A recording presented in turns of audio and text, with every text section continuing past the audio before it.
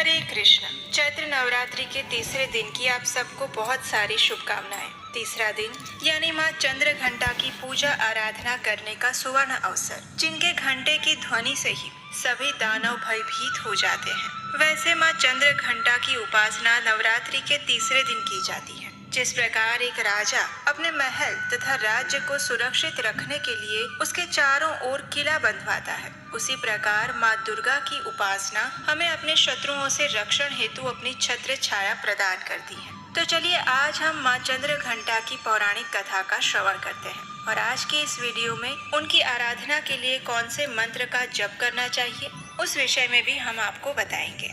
तो चलिए आज की कथा आरंभ करते हैं।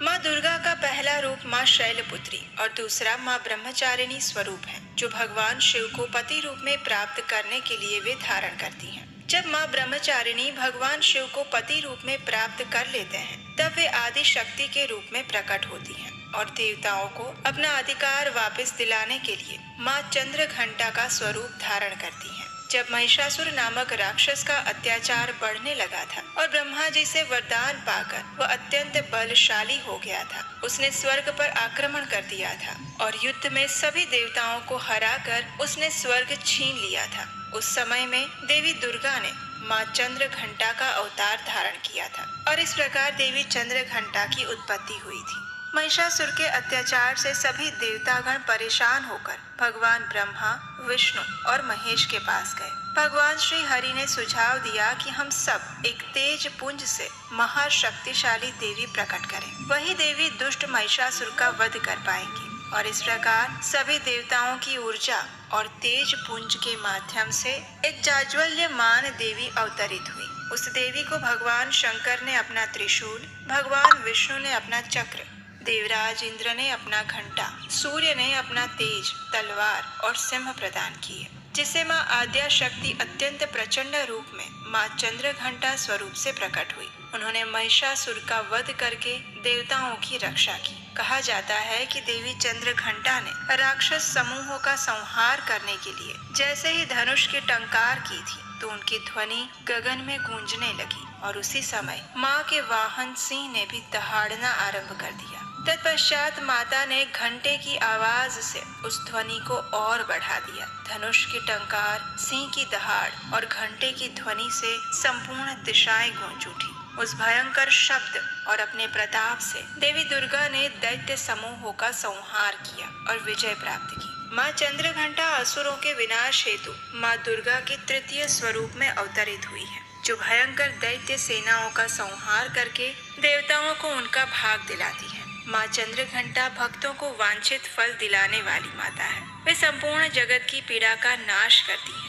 माँ दुर्गा की तीसरी शक्ति यानी चंद्र घंटा। नवरात्रि उपासना में तीसरे दिन उन्हीं के विग्रह का पूजन और आराधन किया जाता है। इनका ये स्वरूप परम शांतिदायक और कल्याणकारी माना गया है। माता के मस्तक पर घंटे के आकार का अर्ध चंद्र है और इसी कारण से इन्हें चंद्र घंटा देवी कहा जाता है। उनके शरीर का रंग स्वर्ण के समान चमकीला है। उनके 10 हाथ हैं। उनके 10 हाथों में खड्ग आदि शस्त्र तथा बाण आदि अस्त्र विभूषित हैं। उनका वाहन सिंह है। इनकी मुद्रा युद्ध के लिए उद्यत रहने की होती है। इनके घंटे की भयानक चंड ध्वनि से अत्याचारी दानव, दैत्य, राक्षस सदैव प्रकंपित रहते हैं। नवरात्रि की दुर्गा उपासना में तीसरे दिन माता चंद्र घंटा की पूजा का अत्यधिक महत्व बताया गया है। इस दिन साधक का मन मणिपुर चक्र में प्रविष्ट रहता है। माँ चंद्र घंटा की कृपा से उसे अलौकिक वस्तुओं के दर्शन होते हैं, दिव्य सुगंधियों का अनुभव होता है और विविध प्रकार की दिव्य ध्वनियाँ सुनाई देती हैं।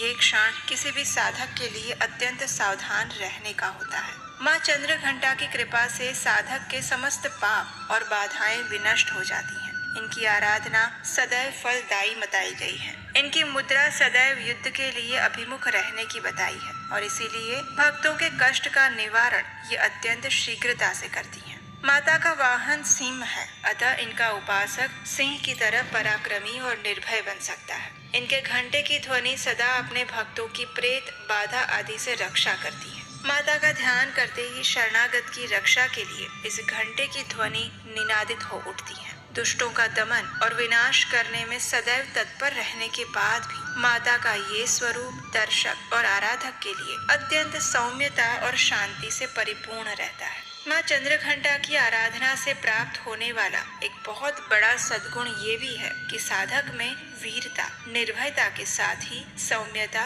और विनम्रता का भी विकास होता है। उनके मुख, नेत्र और संपूर्ण काया में कांति गुण की वृद्धि होती है। उनके स्वर में दिव्य अलौकिक माधुर्य का समावेश हो जाता है।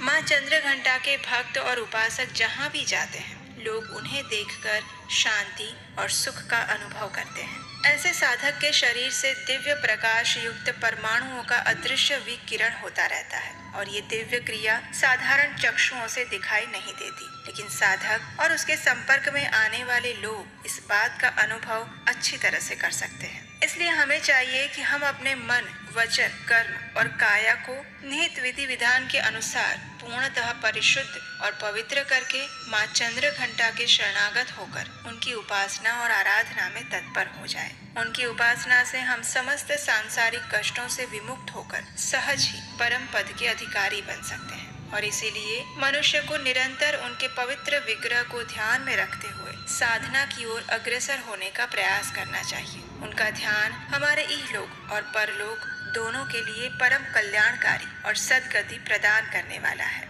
माता चंद्रघंटा की पूजा करने के लिए प्रातः ब्रह्म मुहूर्त में उठकर स्नान इत्यादि से स्वच्छ हो जाना चाहिए। पूजा के स्थान पर गंगा जल छिड़कना चाहिए। फिर माँ चंद्रघंटा का ध्यान करके उनके समक्ष दीपक प्रज्वलित करना चाहिए। तत्पश्चात उनकी अक्षत, सिंदूर, पुष्प, धूप, दीप, गंध इत्यादि से पूजा करनी चाहिए। माँ को प्रसाद रूप में फल और केसर तथा दूध से बनी मिठाइयाँ या फिर खीर का भोग लगाना चाहिए। तत्पश्चात उनकी आरती करनी चाहिए, स्तुति करनी चाहिए, उनकी कथा का श्रवण करना चाहिए और पूजा के अंत में जाने अनजाने में हुए किसी भी अपराध के लिए क्षमा याचना करनी चाहिए। इस दिन माता के लिए दूध से बने मिष्ठान का भोग लगाना चाहिए। कहा जाता है कि माता को शहद यानी कि मधु भी अत्यंत प्रिय है। इस दिन ओम देवी चंद्रघंटायै नमः इस मंत्र का जप पूरे दिन में करना चाहिए और माँ चंद्रघंटा का ध्यान करने के लिए इस मंत्र का उच्चारण करना चाहिए। पिंडज प्रवरारूढ़ा चंडकोपास्त्र कैर्युता प्रसादम तनुते मह्यम चंद्रघंटेति विश्रुता। इस प्रकार संपूर्ण विधि विधान के साथ नवरात्रि के तीसरे दिन माँ चंद्रघंटा की पूजा आराधना करके उनसे आशीर्वाद की याचना करनी चाहिए। जिस प्रकार माँ भगवती ने नव दुर्गा का स्वरूप लेकर महिषासुर, धूम्रलोचन, चंडमुंड, शुंभ निशुंभ इत्यादि अनेक दानवों का नाश किया था, उसी प्रकार इस नवरात्रि के पावन अवसर पर माँ दुर्गा की आराधना करते हुए हम अपने अंदर के दानव का नाश करके परम धाम को प्राप्त कर सके, ऐसा ही प्रयास हमें करना चाहिए। माँ चंद्रघंटा देवी दुर्गा का शक्ति स्वरूप है। उनके अंदर ब्रह्मा, विष्णु और महेश तीनों देवों की शक्तियाँ समाहित हैं। उनकी 8 भुजाओं में वे कमल, धनुष, बाण, खड्ग, कमंडलू, तलवार, त्रिशूल और गदा जैसे अनेक अस्त्र शस्त्र धारण करती हैं। वे अपने गले में सफेद फूलों की माला पहने माँ अपने मस्तक पर चंद्रमा के साथ ही रत्न जड़ित मुकुट भी धारण करती हैं और सदैव युद्ध की मुद्रा में रहते हुए भी वे तंत्र साधना में लीन रहती हैं। तो ये थी आज के नवरात्रि के तीसरे दिन माँ चंद्रघंटा से जुड़ी हुई पौराणिक कथा और उनकी पूजा विधि। इस दिन उपासना करने योग्य उनका मंत्र। हमें आशा है कि आज की कथा आपको अच्छी लगी होगी।